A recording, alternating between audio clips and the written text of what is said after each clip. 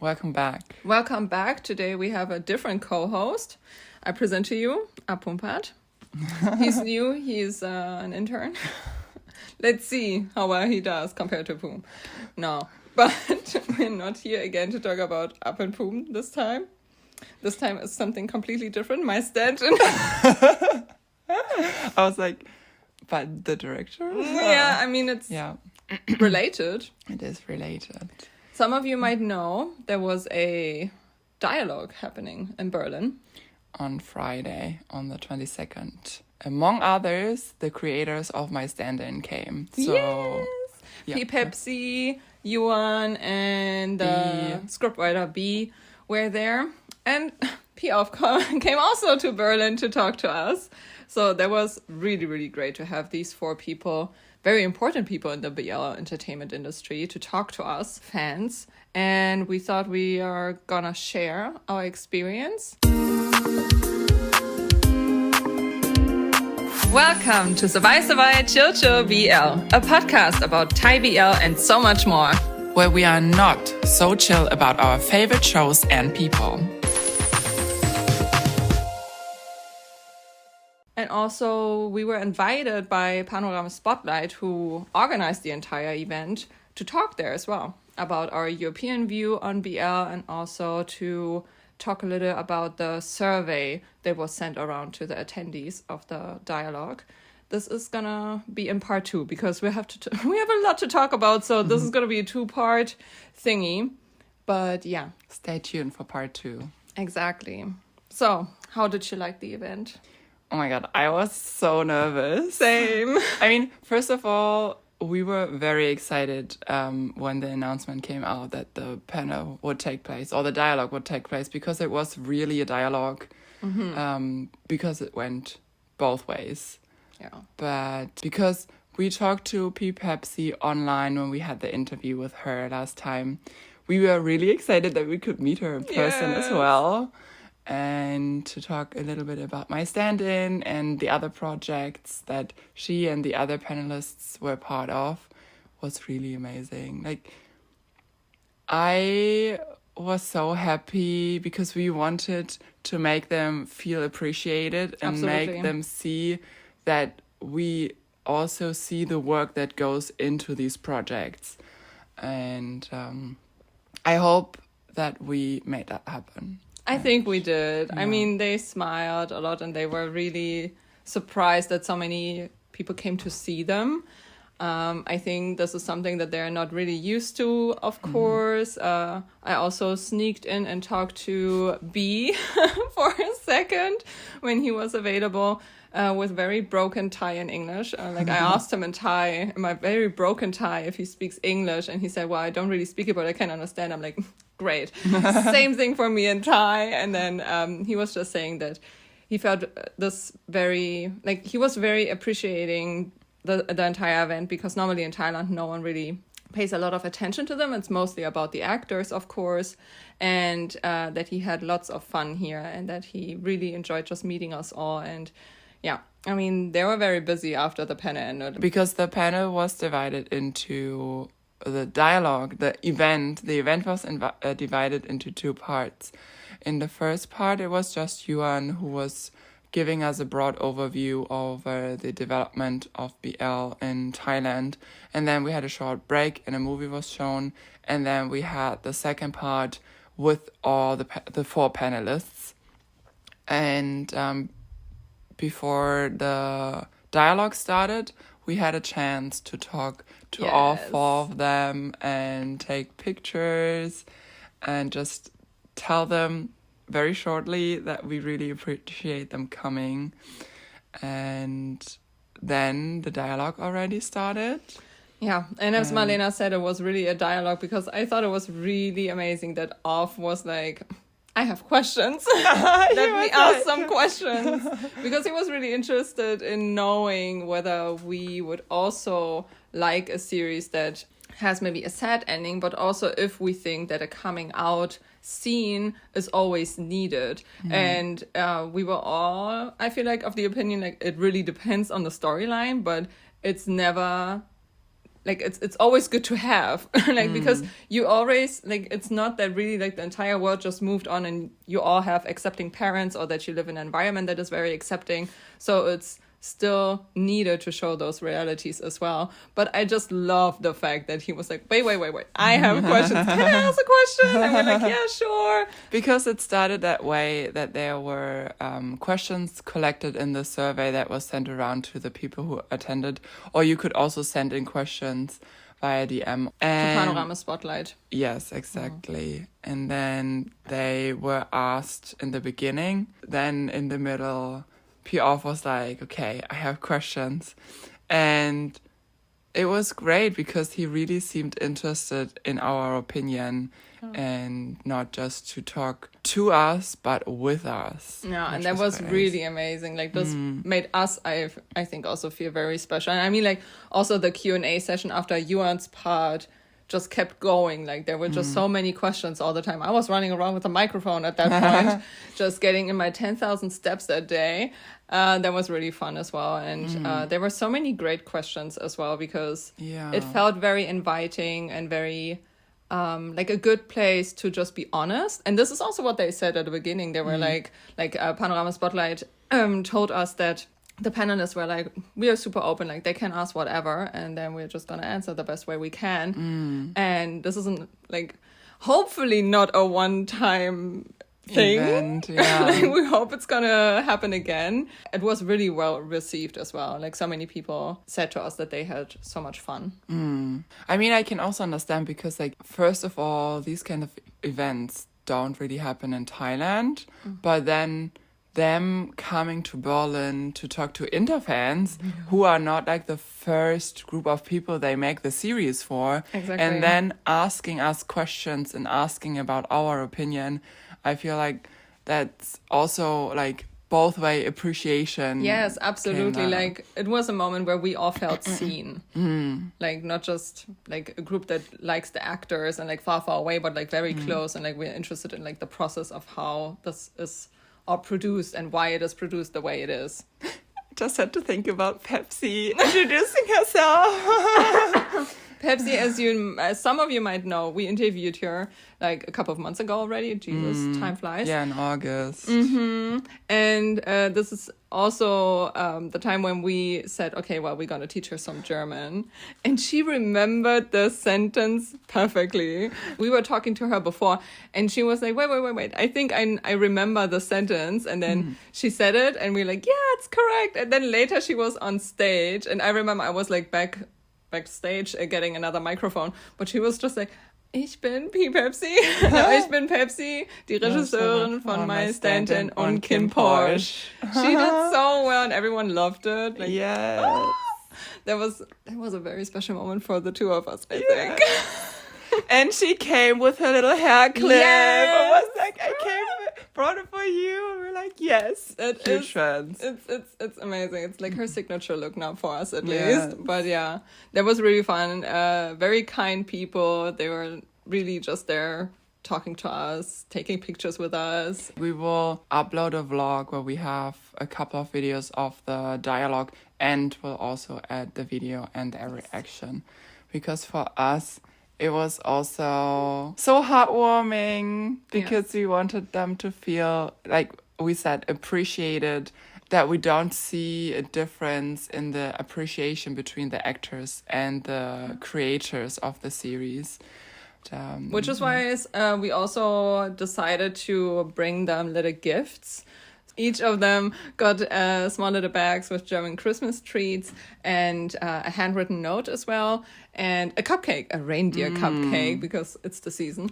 And that was handed over to them as well as a thank you from us international fans, because we just really wanted them to feel appreciated. And like they always say, like we're not celebrities and all that stuff, but no, like you are, like for us at least you are, because their work is so often overlooked, and this was like the moment where we could show them how much we appreciate their work and love their work. And we also have like a video when they watched the fan message video and they really smiled so like from one ear to another. They were really happy and touched, I think, by what they saw, and this made us feel very touched as well, because I mean, it's like you made this video, and I mean, also we were in the video, but that's another thing. That was very cringe.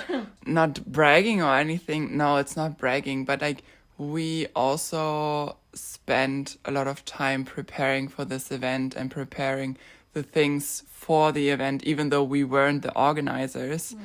And of course we were excited. We also felt like, not that there was a lot at stake, but I feel like it could have also gone a different way. Definitely. And like there was some pressure. Yes, and because we didn't know how it would turn out, like looking back at those videos, like we got emotional because there was just a lot of involvement in the whole process, in the event and at that day and preparation and everything. So we are really, really, really happy that it turned out that way, that a lot of people enjoyed it. We hope that the panelists also enjoyed it and had a great time. I think they did. Yeah. And but it's exactly like how Malena said. It's just like a lot of like stress is falling off of our shoulders now, and the stress is like entirely made by ourselves. Of course. Yeah, like, it's our own stress. We have high expectations for ourselves, and it was like the first time event, so we wanted to make sure that the panelists feel welcome, that they are happy during the event, and that we do a good job with our presentations, that it's like that it is well prepared, that they understand what we want to say, and just that they receive all the love that we have for them. And I also think that we got the message across. I sure hope so, but it's still a surreal thing that this all happened. But this is why we're doing this podcast today, because we want to relive it again. But we want to share our presentations with you, also with the people who didn't get the chance to come. So maybe you have something to take away from it as well, from our experiences and then from our presentation, hopefully as well. Let us know in the comments below. But before we start with our presentation, maybe we can recap a little what Yuan said. Because Yuan was the first to speak, and she gave a rundown of how BL as a genre evolved in Thailand. And what like the main point at the end was like it got like there were more BLs coming into the market, and that now we have like the saturation of productions. Like there was like this one graph that she showed, like you have more productions, but like the impact is less. Like if you think back to the years of 2014-16, there were not so many BLs, so it was more likely to be successful, and now it's harder to be successful or to have an impact. And that was a really interesting development that she looked at, and because she's an economist, this is something that she looks at with more eagle eyes. And different eye in the sense of money making, I guess. Yeah, I mean, of course, at the end of the day, they all want to survive and like have money to spend to support their life and the lives of the people that they love. So of course it's a business, so they have to make money, and it's good to have this overview. She also talked a bit about the evolution in the sense of like which year did the production start and how much more production we have over time. The first BL was aired in 2014. Yes. And the first GL was Gap the series in 2022. Yeah. And what she also said, what I thought was really interesting, the topics changed over the years. So first we started off with a lot of high school and university stories, and then, for example, she was also the producer of Manner of Death, which was like the first suspense BL. Then now we can have more of that because kind of she broke in the wall, I guess. And also what she said with My Stand-In, it's like the first adaptation from a super popular novel from China, and that she said that now there are more BLs planned to be made up out of such novels from China, or maybe also different countries, of course. And she also talked about Cherry Magic, for example, that now the production, like the Thai BL production, is diversified because they use now different sources. Like they go to Japan and see, okay, there's an original, can we get the rights for that and make our own style? And that was also very interesting that there's like a trend or like a diversification happening that she recorded and showed us in a graph. So yeah, Yes. that was Yuan. Then after Yuan's part, we did a short presentation about 10 minutes that we will do now about BL and GL and or like in general queer media from a view of European eyes. Our eyes. Yeah. Let's start with our small little presentation. I hope I'm less... Once more. Yeah, once more. I hope I'm less nervous. No, I think I am. Before we start with our small little presentation, this is also what I asked the audience 2 days ago at the panel. I wanted to know when everyone started watching BL, because I consider myself not really an OG BL fan because I had a big gap between, but I started early. Like I started in 2016. So I was asking them whoever started watching BL before 2019 to show their hands, then whoever started watching during COVID-19 lockdowns until 2021, and then who started watching the last 2 years. Like Malena did. Yeah. So if you want to participate, then leave us a comment down below. Let us know when you started watching BL, because I was quite surprised that actually a lot of people started watching BL quite early before 2019. So I wasn't feeling so old and alone. But yeah, this is how we started. And then I started with a small introduction, or like more a tale of how I started to watch BL, because as I said, I watched BL in 2016, or started watching it then with Soda's On Time, which was still a different time than today, because I was relying on fan subs, which were providing additional information for me, for example. So I learned what P and Nong means, the differentiation between that, and also, of course, what we all had to get used to were funny sound effects.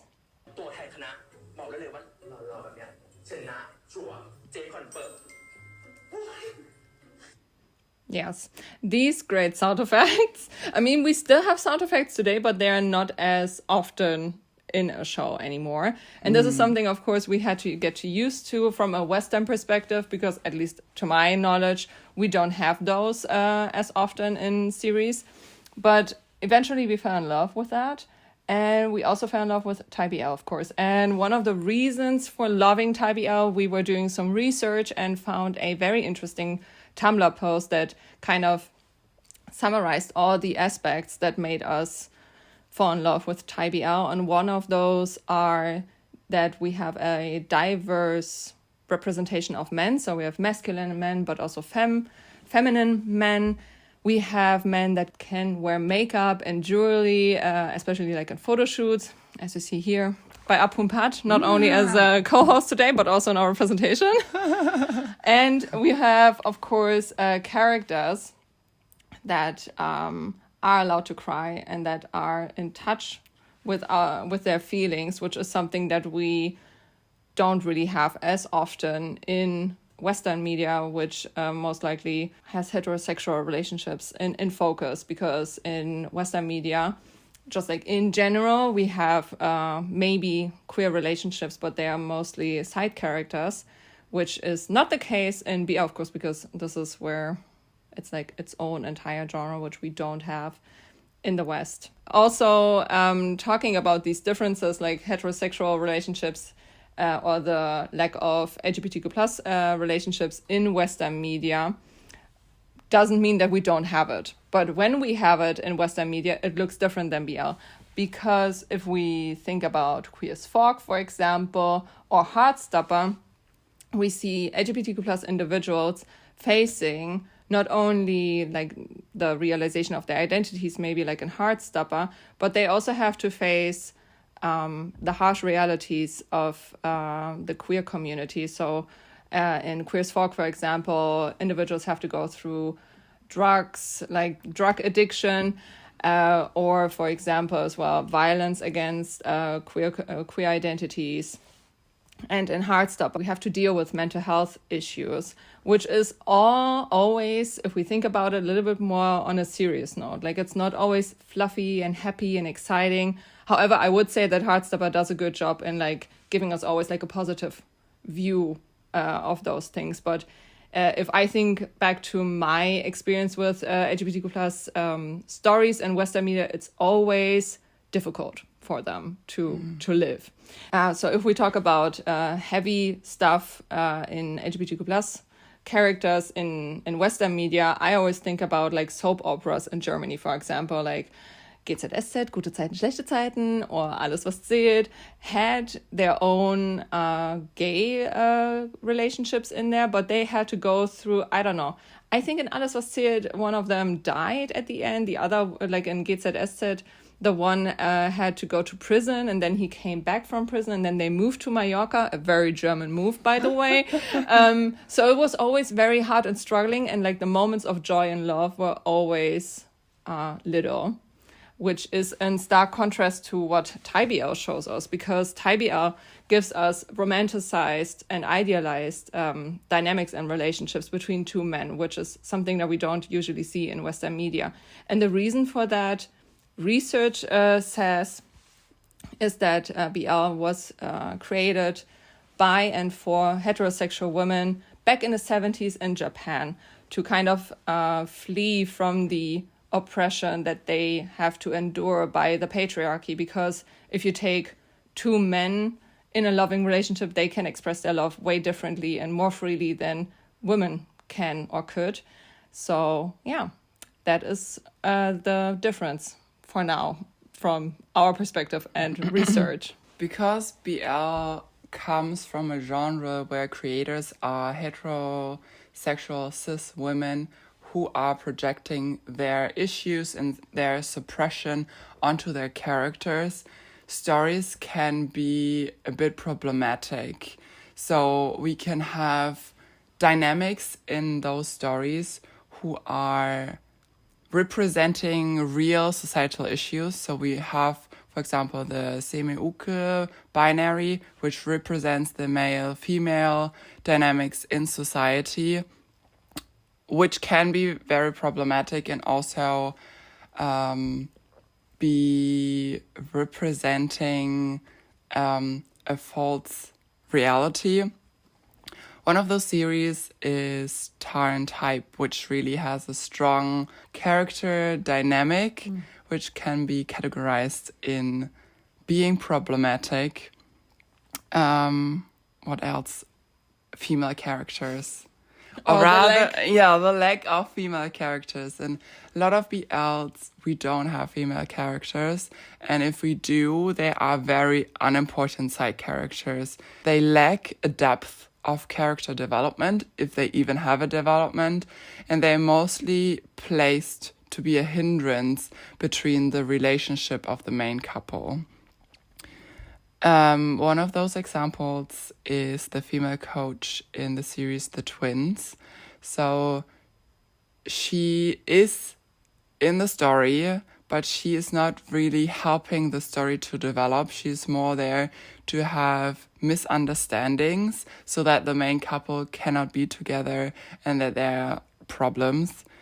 And we can also have the issue of tokenism. So even though we love Only Friends and we love the discussion about all the theories, we have to acknowledge that the lesbian couple that was included was there, but was not really part of the story. Like, we could have skipped the whole part of the lesbian story and still understood the whole series, which is also kind of sad and a bit problematic as well if you have them there but not really developed as characters. But girls love. We love girls love. Yes, we do. We have, as Yuan also said in her presentation before, we have girls love productions and girls love series airing. The first one in 2022. So more recently than BLs that are produced. But also in girls love, we see rather problematic dynamics, like they are in the older BL series. One of these examples is Blank, the series, which has the main couple and a huge age gap between those two. And those characters written in those stories are problematic in the way that they can reintroduce or introduce harmful stereotypes about the LGBTQ plus community. So having a large age gap might show that queer people are sexualizing children or very young people, which are inappropriate in relationships. So yeah, problematic storylines are not the best, even though we want to say that having GLs or having lesbian side couples or having LGBTQ plus stories which are included are better than having no representation or no GL stories.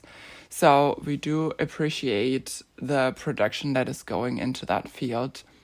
We also have more recent stories which might also have a bigger production in the way that they have more money to develop a plot.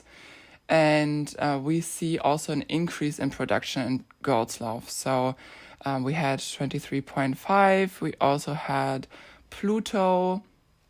And we can also see in other BL stories that they are testing the waters with the lesbian side couples, like in Bad Buddy, where basically Milk or Love, who are now the main characters at 23.5, are kind of tried out for the audience and see how they like them, and now they have their own show. So we need the representation to then get better and better shows. We can also see that in general, the BL or the entertainment industry is getting more diversified with the storylines that they are telling. And with that, we really appreciate that these stories are being told because they give the opportunity to give LGBTQ plus storylines time on air and a place in mainstream media. We can also see that, for example, Love in the Big City, like it has had a huge coverage in the media because, of course, there was also some backlash, but because we have those series, we have those stories, the societies who are considered more conservative are talking about these issues, and this is important in our eyes. And with this, our last point was already like, in which direction do you see BL or the genre and the production develop or evolve into? Because we can see that there's a more diversification in storylines and characters, and I think we see that this is becoming or will become more in the future. But what are your thoughts? Let us know in the comments. Yes, and we see each other again for part 2, where we're going to talk about the survey results, because otherwise this podcast would have taken too long. So tune in again. Bye. Bye.